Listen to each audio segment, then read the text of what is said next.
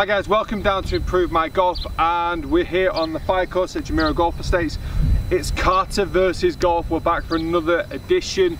Last couple of challenges have gone pretty much in my favour with 1 win and 1 half, so doing pretty well so far. And today I am on holes 7, 8 and 9. So we've got a par 5, par 3 and then a really long par 4, but with a twist today.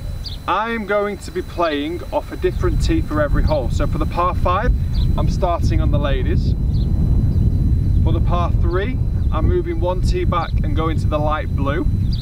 And then for the 9th, which now I'm starting to regret now the more I think about it, I'm going all the way back to the greens, which will actually make that par 4 ridiculously long into wind. Okay, so I really need to make an eagle here. So first hole, 500 yards, well no, it's probably about just 400, over 450 yards, straight down to the bunker in the distance. It's downwind. This is definitely reachable in 2, potential eagle opportunity. The reason why I'm playing off 3 different tees is it's important to practice, so not to play every single golf hole as you would always play it. Mix it up a little bit, go from different tees, give yourself different challenges. Being this far forward is not necessarily harder, but it's easier, so it can give me a bit more of a confidence boost if I manage to make a birdie or an eagle. If I make a par, it'll actually be a bit frustrating. Then the next hole, the par 3, which will be okay, probably about another 20 yards shorter than normal, but then onto the last hole, which will make it an absolute beast of a hole. So it's just setting up different challenges. I would sometimes come out on the golf course and play every single hole off the yellows if I'm on my own. Just a bit of a practice, great for confidence, really kind of muscle your way around the golf course, get onto the greens with shorter irons, make more birdies, make more pars, just a better golf overall. Then sometimes challenge yourself off the very, very back tees as well. So there's no right and wrong tee to play off, I don't think, particularly whilst you're practicing. So don't be afraid to just go onto any tee and just try out different scenarios on different holes. First hole, like I said, 400 yards downwind. A little bit rigid today, a little bit stiff. Hit the gym 2 days in a row. Right. Just need to get this ball straight and airborne.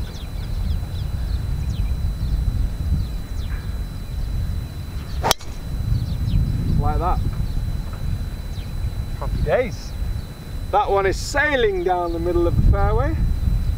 Well, I'll say fairway, left middle, left side, but it might kick in. But we're fine. Okay, let's make eagle. 175, so it wasn't the best strike in the world, but kind of hit that left bank and it just kind of come down onto the left side of the fairway. 175 downwind. Give me a second to think about this. Hopefully the audio's okay, but this is quite a strong breeze today. The flag looks like it's kind of cut behind the bunker, but you know, it's 3 holes, I'm going to be aggressive. If I was in a medal or if I was in a competition when I hit the same club and the same shot, I think I would hit an A-time, but I'd be a little bit more cautious to the right side of the bunker. Well, this one I'm going straight at it. Carry this about 165, I'll be fine.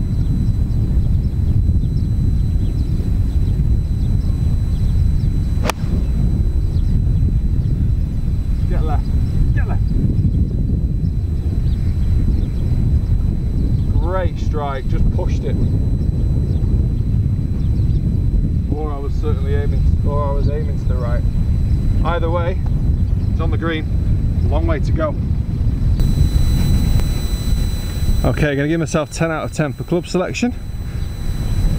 6 out of 10 for accuracy. Let's see if we can get 10 out of 10 for my first putt.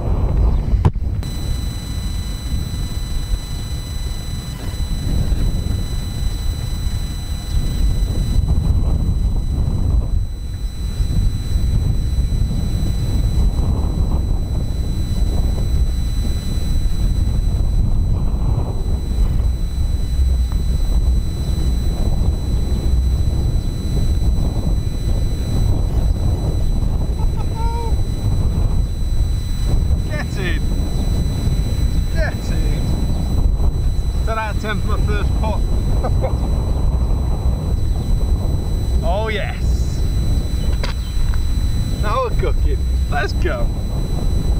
Eagle. Eagle, baby. This will be, okay, this is a little bit easier than normal. So right back there is where we usually tee off. See the 2 tee markers. I've come 1 tee marker back. So no water to go over either now. Light blue tees are there. The yellows that we played on the first tee are just up there.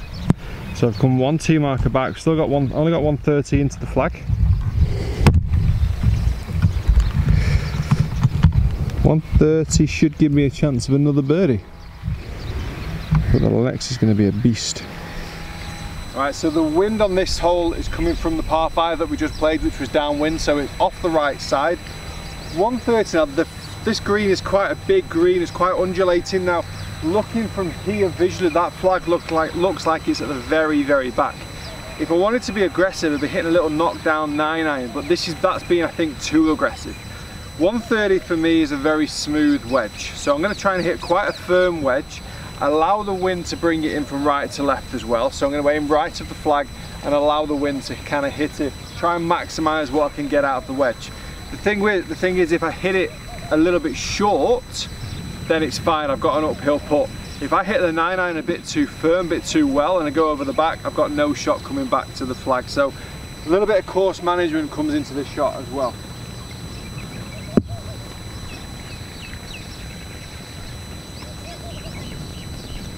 Flag's in the middle of the green. Going to aim over the right bunker and just let the wind bring it, maybe in that right to left spin as well.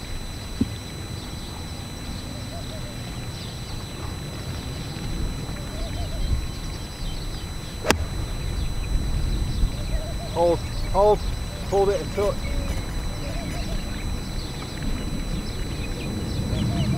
Stop. Okay. Just pulled it, so it started at the flag, which wasn't the idea. Perfect for distance. 6 out of 10 for accuracy. There's a big hill where you guys are sat that comes down to the hole. I didn't know about it, to be honest, but if it landed there, it would have been amazing.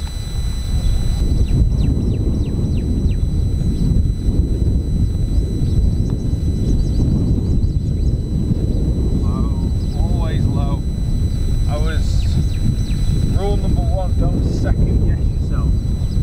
I just really wasn't comfortable with my line.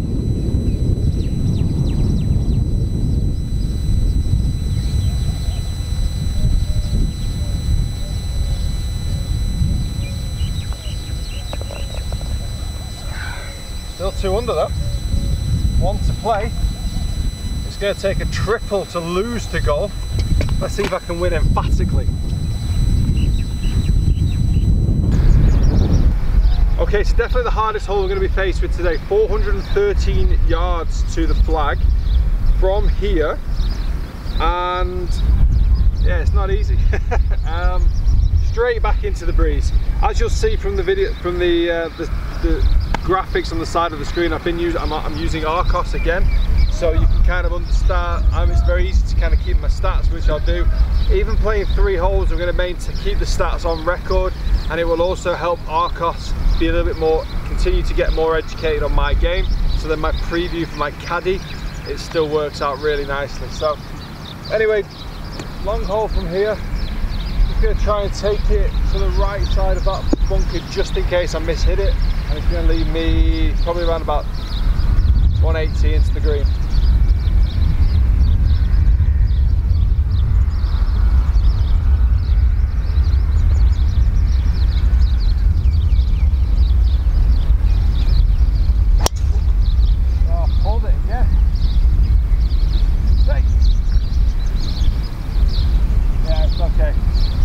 I've never been over there before. But looks like there's bags of room. Just left of the bunker, started it right, and just did a bit of a pulley hook. It's all right though. It's going to make the second shot difficult. Middled it though. Wrong direction. This is the setting of the next shot. Yeah. Be more unlucky. The only tree around. Literally the only tree around. I'm going to play the shot because actually I would be entitled to some relief. Here on the golf courses we have hose pipes in the rough to kind of keep the irrigation, to keep water in the grass, obviously it doesn't go too brown. So I'd actually be stood on one of the hose pipes to hit this shot. I'd actually get relief from that, and I'd probably get full relief from straight over there. Great thing about Dubai. But I'm going to play the shot, because this is probably one shot that we'd never see on a tip video, we never really talk about. Thankfully we're not in this situation too often. And also then talking through the rest of the hole, because as a par 4 I need to make 4, but from this position I cannot get enough of a golf club on the ball to hit the green from here. So I've got to now re-strategize the hole. And in front, I'm going to bring the graphic of the hole up now. In front I've got a bunker straight in front of me, and then I've got a bunker short of the green. So I need to try and hit a club in between that distance to then give myself a good distance to the flag. Now, also looking at the flag, it's on the very, very front edge. So I actually want to be not only just over this bunker, but I want to be over the bunker to the right to give me a free shot into the flag, so the other bunker is not impeding me. So although this might look like a straightforward chip out, you've still got to kind of strategize where you'd like the ball to go. Doesn't necessarily mean you're going to do it, but I think just having the idea to do it, the incentivize yourself to get the ball in the right position for your next shot is massively important to save some shots. Okay, so I've kind of still got my bush line. I'm picking a point on the fairway. There's a big hill towards just short of the bunker, so I'm going to try and hit it to the right of it, and then let the hill take it around to the side. It's 95 yards to get there. So see if I can get this club. I've got a gap wedge. See if I can get this club onto the ball quite well. Yeah, I can squeeze this 95 yards with the gap wedge. You could use a wedge, you could use a 9-iron to help chip it and run it. But yeah, I'm going to hit the gap wedge. Just get it over to the right side of the fairway.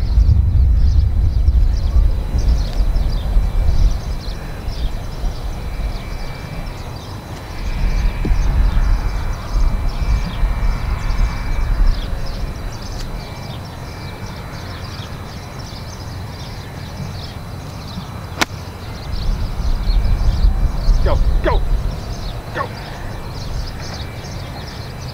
Yeah, not bad. Worked out pretty well, I think. Alright, so this was the slope I was talking about that was 95 yards away, and there's the ball. And this is the reason why I had to make sure I got it to the right side of the fairway, because now when I just zoom into this flag, you'll start to see that the flag is just to the right side of the bunker and at the front edge of the green, so it's giving me a really good view of that bottom of the flagstick, which will definitely help my distance control. 51 yards.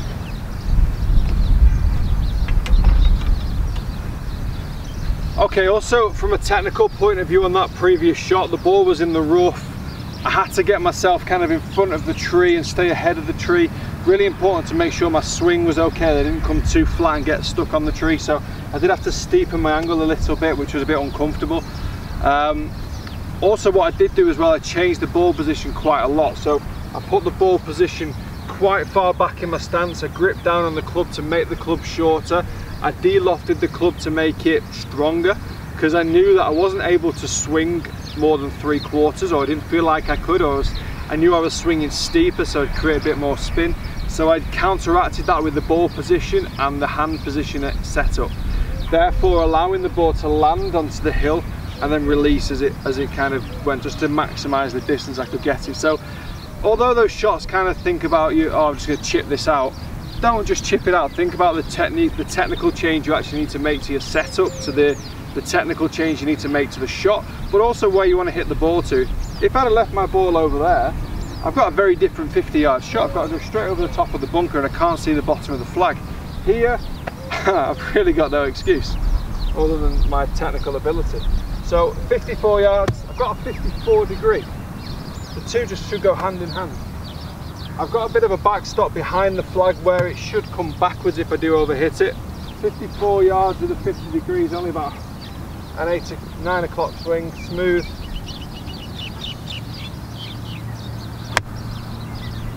That looks good. Spin. Coming back off the slope. Come on. Come on, ball.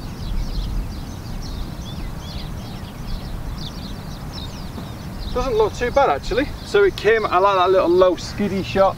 landed just back of the bunker, first big bounce, and then stopped. That'd look really good if I had a green cam. And it's just finished. Can you see it? Right, stay there guys, I'm gonna lift you up. There it is. Okay, chance of par, if it's as close as it looks from here.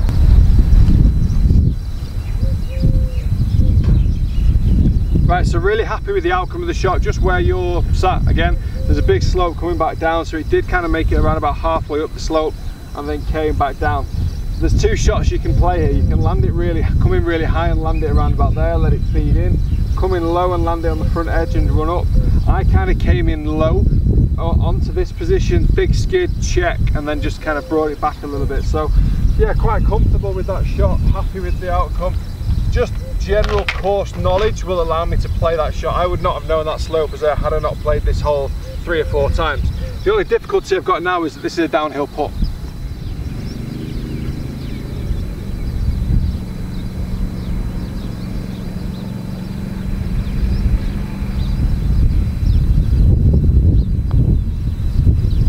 I didn't see that break that much anyway.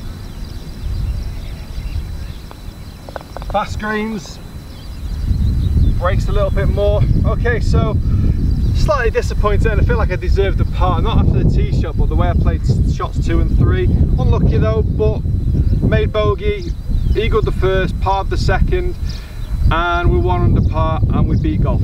Carter beat golf. That's 2 out of 3 times I've beat golf now.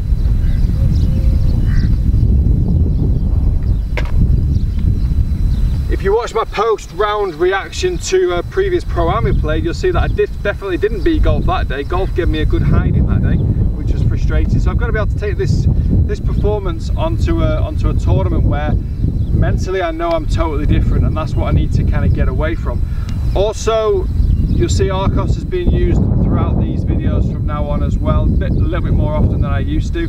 If you've not seen the full Arcos review, do go and check that out. There's a lot more coming. There's a new series on training aids that we use down here at the European Tour Performance Institute. Eyeline golf, the Vizio, putting, the fat plate that I use as well. Loads and loads of stuff that you can go online and purchase as well to help your practice sessions, because that is key. Practicing, all well and good, but practicing well is what really lowers your scores. So stay tuned to that series that's going to be coming out on a weekly basis as of yesterday, so please do jump back into the playlist and check out the training aids playlist. Guys, thank you very much for watching. Please do just hit that subscribe button, it gives me so much more opportunity to create content for you guys. And any questions or any comments on today's video, please do jump in the bottom below for the comments, and we'll see you soon.